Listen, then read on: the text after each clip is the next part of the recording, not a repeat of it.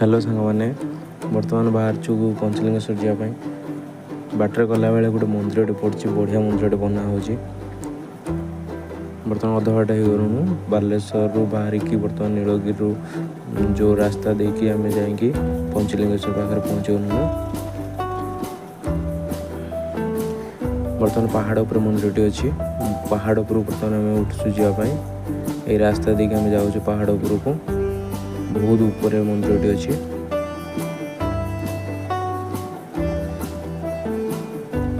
ये रास्ता साइड छोट छोट केबिन भी पड़ी दुकान छोट छोट दुकान भी पड़ी सुंदर व्यू। बर्तमान ये रास्ता चलने ऊपर को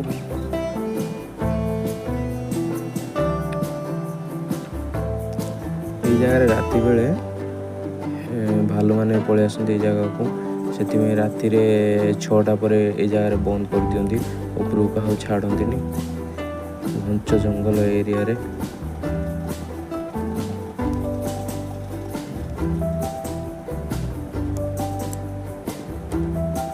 राति हेले एठी भालू मानकर देखा मिले से 6टा पर एठी बंद हो जाए। बर्तमान आसी पहुँची गलु गेट पाखे जो bus stop and bike stand सब ये अच्छी। आम ये बाइक को साइड करके बर्तमान टिकट काटिकी ऊपर बर्तमान चलने बर्तमान चल आम जीवु ये बाइकटा रखीचु आम। बहुत सारा दुकान पड़ी एवटू ऊपर जीव माने साइड रे बहुत सारा दुकान विभिन्न प्रकार दुकान पूजा सामग्री मंदिर एवं प्रभुंकर फोटो विभिन्न प्रकार रे एठी मिली थाए। बर्तमान रास्ता आम जावा बर्तमान चलिए रास्ता बहुत सुंदर शंख मूर्ति भी बिक्री होता। फास्ट फूड दुकान भी अच्छी एटी पूजा सामग्री बिक्री होची सुंदर सुंदर फूल भी बिक्री होची।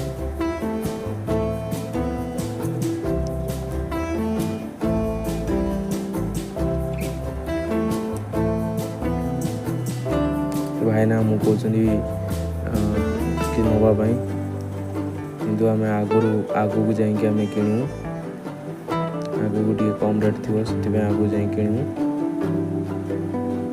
से भाविक आम आगू चलले। बर्तमान देखु सुंदर सुंदर शिवलिंग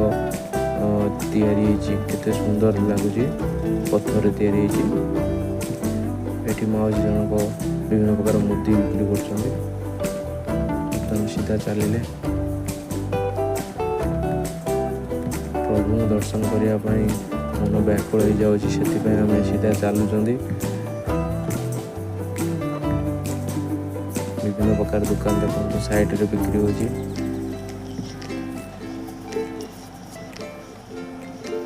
बर्तमान आम हाफ किलोमीटर पाखापाखि चली आसारूँ आहरी पाखापाखि 1 किलोमीटर पाखापाखि अच्छी चलवाई तथापि आम हार मानु चलुचु।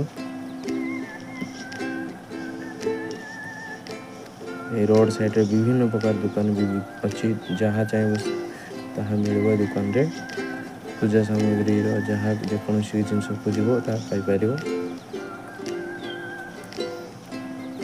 देखो विभिन्न प्रकार फोटो शिवंकर फोटो पंचलिंगेश्वर मूर्ति 5टा लिंगर फोटो सब ये बिक्री होची। घंच जंगल ये सब पूरा घंच जंगल राति रे ये आसवा बहुत कष्ट ये आसती नहीं राति एलाउ ना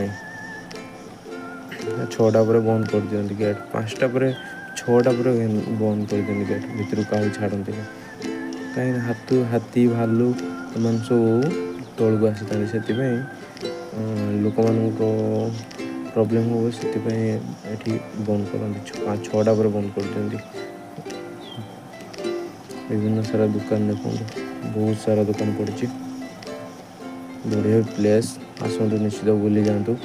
बालेश्वर जिला ओडिशार बालेश्वर जिला नीलगिरी डिस्ट्रिक्ट पंचलिंगेश्वर पीठ बहुत बढ़िया प्लेस।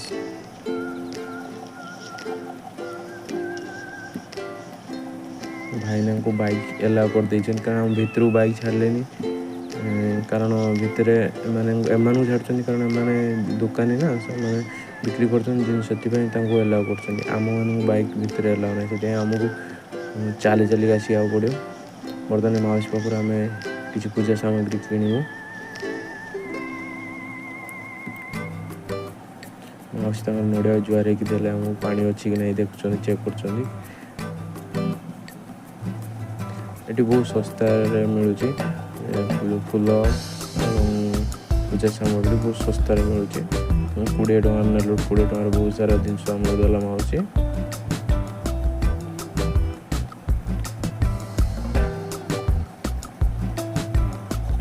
20 ଟଙ୍କାର ପୂଜା ସାମଗ୍ରୀ ନେଲୁ ଏଠି ଯେଉଁ ନଡ଼ିଆଟା ପ୍ଲସ୍ 20 ଟଙ୍କା 40 ଟଙ୍କା ଟୋଟାଲ୍ ନେଲୁ।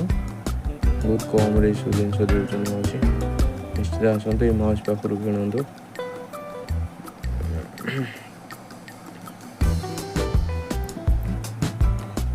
ଏ ଗଜାକୁ ଦେଖି ତ ମୋତେ ଲୋଭ ଲାଗୁଛି ଖାଇବା ପାଇଁ।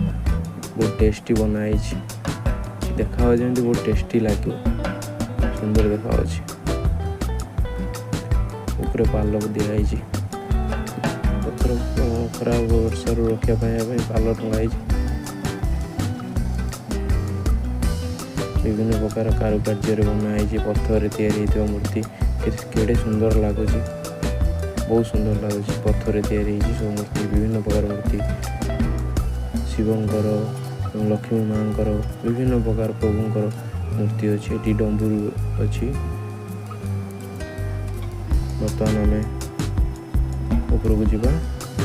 ବହୁତ ସମୟ ଚାଲିଲୁଣି, ଆମେ ଥକିବନୁନି ବି, ତଥାପି ହାର ମାନୁନି। ଦେଖାଯାଉ ପ୍ରଭୁଙ୍କ ଦର୍ଶନ ମିଳିବ, ସେଥିପାଇଁ ଆମେ ଚାଲୁଛୁ। ଯେତେ କଷ୍ଟ ହେଲେ ବି ଆମେ ପ୍ରଭୁଙ୍କ ପାଖରେ ପହଞ୍ଚିବୁ। ସବୁ ଭକ୍ତମାନେ ଫେରିଲେଣି ପ୍ରଭୁଙ୍କ ଦର୍ଶନ ସାରିକି।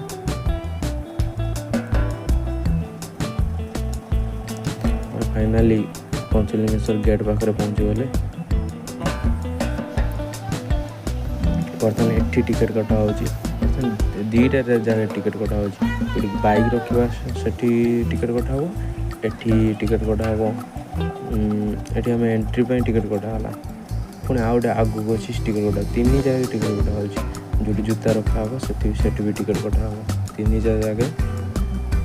ଏଠି ବାବା ଜଣେ ବସୁଛନ୍ତି, ଏଠି ଆଷ୍ଟ୍ରୋଲୋଜର୍ସ ବାବା, ଯିଏ ଭବିଷ୍ୟତବାଣୀ କହିଦିଅନ୍ତି। ଏ ବାବାଙ୍କୁ ଯଦି ଆପଣ ଡାଉଟ୍ ଥିବେ ଆସିକି ଏଠି ପଚାରିପାରିବେ ଆପଣ ଭବିଷ୍ୟତ ବିଷୟରେ। ବର୍ତ୍ତମାନ ଆମେ ଉପରକୁ ଚାଲିଲେ, ପାହାଚ ଗଣି ଗଣି ଆମେ ଚାଲିଛୁ। ବହୁତ ସାରା ପାହାଚ ଅଛି, ବାଟ କିଛି ହେଇନି, ଆହୁରି ବହୁତ ବାଟ ଅଛି, କିନ୍ତୁ ଆମେ ହାର ମାନିନୁ, ଚାଲିଛୁ। ଦେଖାଯାଉ। ଫାଇନାଲି ଉପରେ ଆମେ ପହଞ୍ଚିଗଲୁ। ଝରଣା ବହୁଛି, ଦେଖୁଥିବେ କେତେ ଉପରେ ଆମେ ପହଞ୍ଚି ଯାଇଛୁ। ତଥାପି ସରିନି ବାଟ, ଆମେ ଚାଲିଛୁ ଉପରକୁ।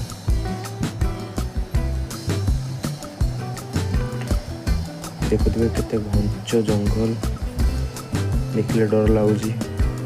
ଘଞ୍ଚ ଜଙ୍ଗଲ। ଫାଇନାଲି ଆମେ ବହୁତ ଉପରେ ପହଞ୍ଚିଗଲୁ, ପାହାଡ଼ ଉପରେ ଆମେ ପହଞ୍ଚିଗଲୁଣି। ଘଞ୍ଚ ଜଙ୍ଗଲ ଦେଖୁଥିବେ। ଏଇ ଜାଗାରେ ଶିବଙ୍କର ପୀଠ, ଏଇ ଜାଗାରେ ପଞ୍ଚମୂର୍ତ୍ତି ଅଛି, ଦେଖନ୍ତୁ। ପୂଜା ଚାଲିଛି। ଏଇ ଯେଉଁ ପାଣିଟା ବହିଛି, ପଞ୍ଚଲିଙ୍ଗେଶ୍ୱର ଦେଇକି ପାଣିଟା ବହିଛି। ପ୍ରଭୁଙ୍କ ଦେହରୁ ପାଣିଟା ପ୍ରବାହିତ ହେଇଛି, ପ୍ରଭୁଙ୍କ ଦେହ ଉପରେ। ବର୍ତ୍ତମାନ ଫାଇନାଲ୍ ଆମେ ସେ ଜାଗାକୁ ଆମେ ଯିବୁ, ଯେଉଁଠି ପ୍ରଭୁଙ୍କୁ ପାଣି ଝରଣା ଭିତରେ ଦେଖିବାକୁ ମିଳିବନି, କିନ୍ତୁ ଆମେ ଫିଲ୍ କରିପାରିବୁ, ଯାହାକି ଆମେ ଝରଣାରେ ହାତ ଅଣ୍ଡାଳିକି ପ୍ରଭୁଙ୍କୁ ଦର୍ଶନ କରିଥାଉ।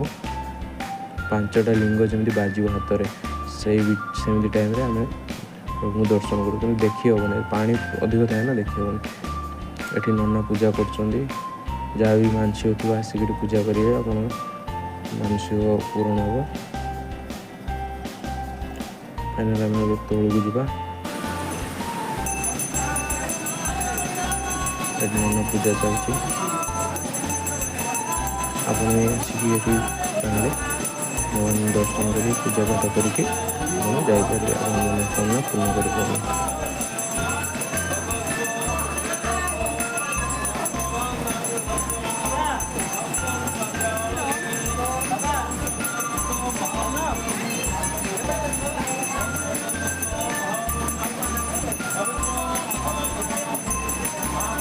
ଜାଗର କିମ୍ବା ବୋଲବମ୍ ସମୟରେ ଏ ଜାଗାରେ ବହୁତ ଭିଡ଼ ହୋଇଥାଏ। ବର୍ତ୍ତମାନ ଆମେ ଆସିଛୁ ଫାଙ୍କା ସମୟରେ ଆସିଛୁ, ବହୁତ କମ୍ ଲୋକ ଅଛନ୍ତି, ଠାକୁର ଦର୍ଶନ କରି ଆରାମସେ ଯାଇହେବ।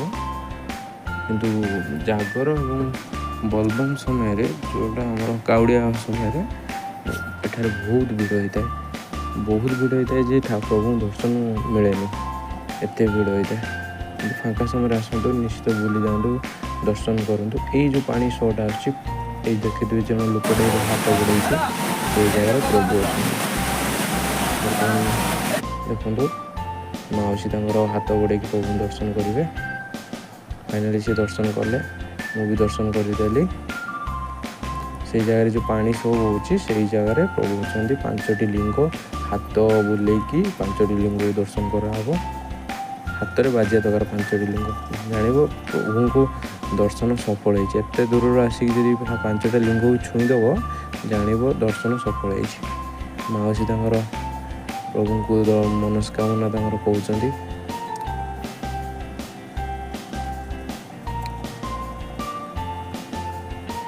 ନିଶ୍ଚିତ ମାଉସୀଙ୍କର ଆଗ ଶୁଣିବେ ପ୍ରଭୁ। ବର୍ତ୍ତମାନ ଆମର ପ୍ରଭୁଙ୍କ ଦର୍ଶନ ସରିଲା। ଆଜି ପାଇଁ ଏତିକି। ପୁଣି ଦେଖା ହେବ ନ୍ୟୁ ବ୍ଲଗ୍ରେ। ଭିଡ଼ିଓକୁ ଲାଇକ୍, ସବସ୍କ୍ରାଇବ୍, ସେୟାର କରନ୍ତୁ। Thank you.